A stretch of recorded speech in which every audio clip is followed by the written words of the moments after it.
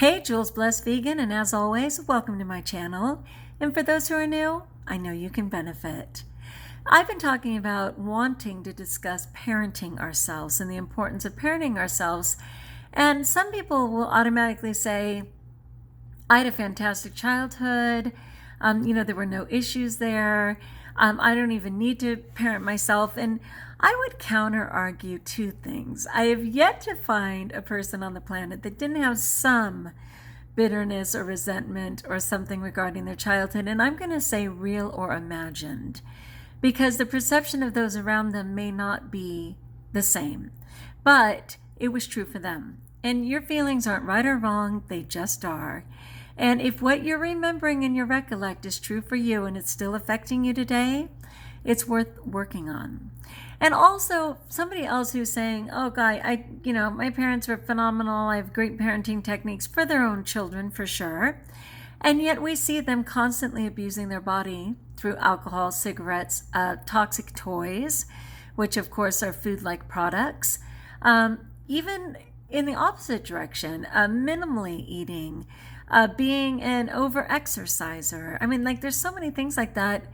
I would say that they are not able to parent themselves. As always, I found a fantastic video, and this one is less than 4 minutes, so I pray you'll take the time. It's literally called How to Parent Yourself by The School of Life. And the guy has a British accent. He's very cool, and it is short, efficient, and the illustrations are right on par. All right, so first of all, a lot of us are deeply marked by our childhood experience and how our parents approached disciplining us and, just raising us. And whether that's because your parents themselves didn't have the tools. It goes from generation to generation if you don't actually learn to change things, or they were so caught up in their own survival mode, or certainly a situation of divorce or, physical abuse of them, even if not you. If you observe something, it is abusive, no matter what. We take it in. If it's someone we love and we're scared for, we really take it in. And there's this thing called body memories, where within your body, when you're having the anxiety and fear and your heart is racing, when you're in a similar situation, your body will respond the same way. If you were being sexually abused and someone touches you, people used to touch my hair, and it would just be like lightning through my entire body. It was a body memory for me, and it wasn't a good one. So that is something that luckily in recent years has been greatly eased, but that was a really hard one for me. Physical touch was just like too much. All right, so you might be deeply marked. In an ideal setting in a home, you would have been loved, your views would have been respected, your needs would have been attended to. That's just an ideal home that has great boundaries and is raising someone properly. And hopefully you've become a great adult. But some of us in less than lovely homes, maybe the parents were unreliable, there were anger being expressed, humiliation, lots of put downs and frustration that came from an inability to communicate. There could have been violence, actual physical abuse, again, of you or maybe a parent, or even another sibling. Some parents only pick one sibling to abuse, which is so horrific. There could have been sexual abuse, all those things. And it may have been things that your parents weren't even aware of, and that's not their problem. I love it when computers just come on. But what you're finding now is that you continually notice that what took place in your past is affecting your present.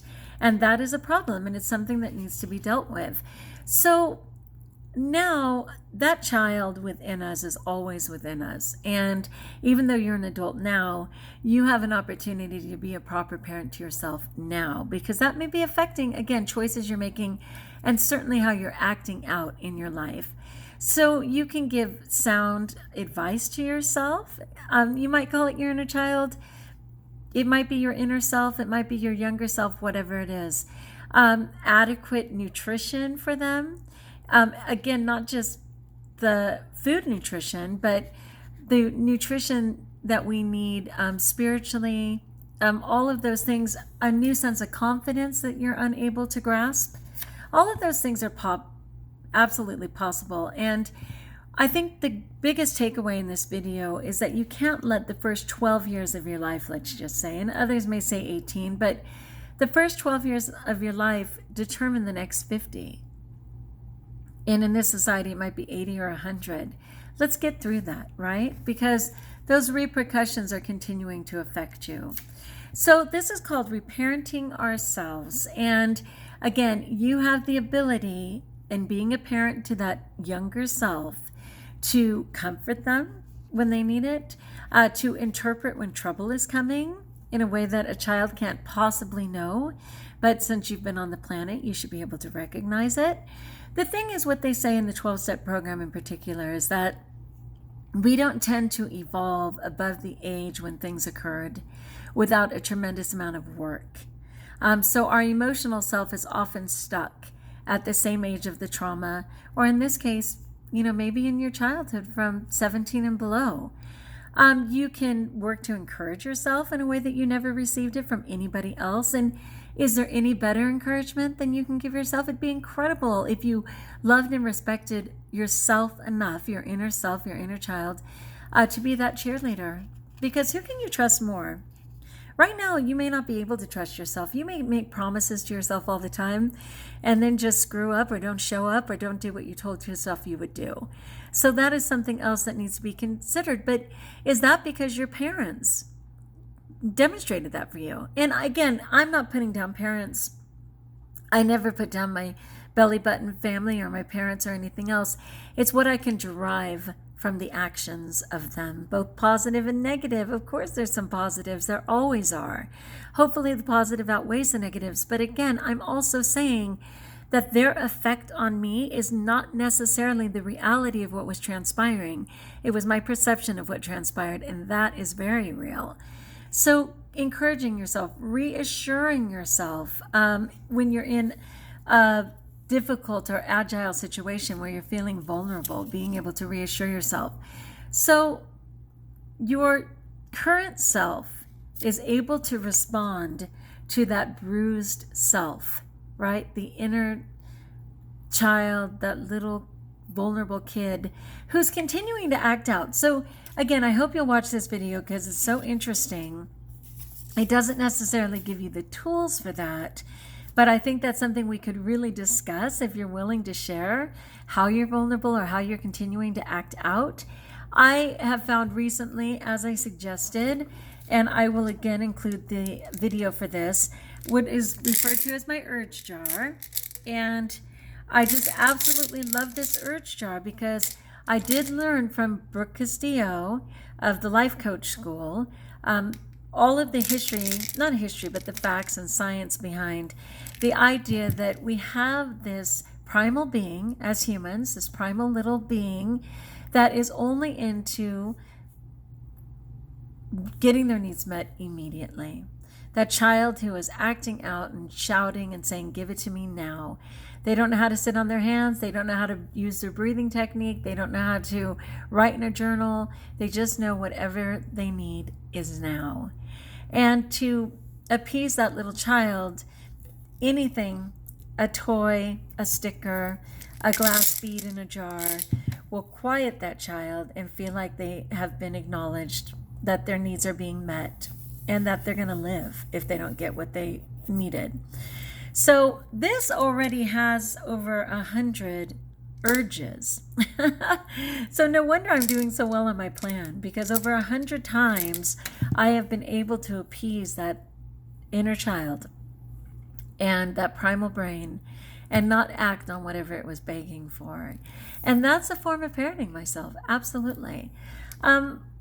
I always mention Tanny Raw, and I'm going to mention her again because I just dig all of her teachings and where she's coming from. And Tanny Raw is a social media person on every platform. You can look her up. She has thousands of videos literally on YouTube and Instagram.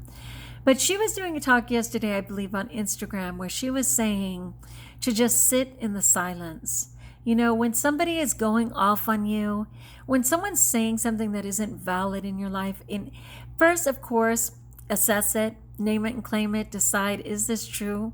Does it apply to me? If it applies to me, fine. Clean up your side of the street. What can you change?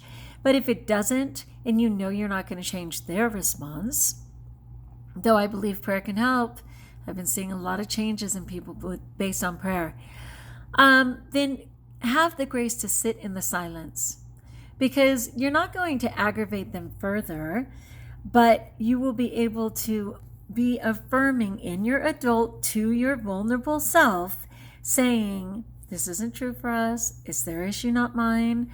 Let's just sit and get through this and go on with whatever it is we're doing, whatever our plan is. You know, what can you do when you have that urge, that inner child begging you to eat whatever, begging you to buy something again that nobody needs? Your primal self is always going to want the easy way. They just, like, that's how it's designed. The easy way out, the quick fix, that's your primal self. And you are going to have to be that adult to yourself and put it aside and say, affirm them first, like any child. That's what they were saying in a healthy household. A child's view is heard. Can you tell yourself, I hear you? That's not going to work for us today, but I hear you. Another thing in the 12-step program, I had this fantastic sponsor years ago in Overeaters Anonymous named Tom. And Tom would always say to me, Juliana, don't worry about it. You can totally eat that tomorrow. And when I first started, I was like, wow, I can? Oh my gosh, cool. I'm so glad. So I only have to make it till tomorrow? That is fantastic. Little kids can get excited about Christmas, right? Which could be months away, but they will save their pennies to buy that gift. Well, I was thrilled that I could eat it tomorrow. What he didn't tell me until later, and what I realized for myself, was that tomorrow never comes. Because by the time we got to tomorrow, it was called today.